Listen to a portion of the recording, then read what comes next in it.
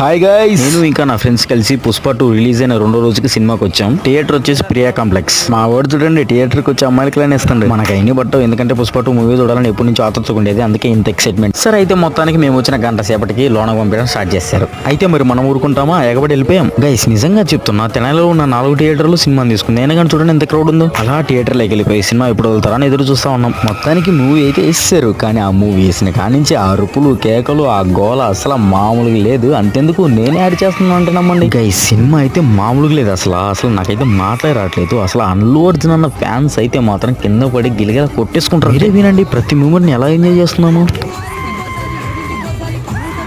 Guys నేనైతే cinema గురించి అయితే ఏం చెప్పను. ఎందుకు చెప్తున్నా అంటే ఇది మాత్రం ప్రతి ఒక్కరూ ఖచ్చితంగా థియేటర్లో చూడాల్సిన మూవీ. ఎందుకు చెప్తున్నానంటే తర్వాత ఇది చూడలేదంటే హాల్లో నేను ఎందుకు చూడలేదురా బాబు అని మీరే అనుకుంటారు.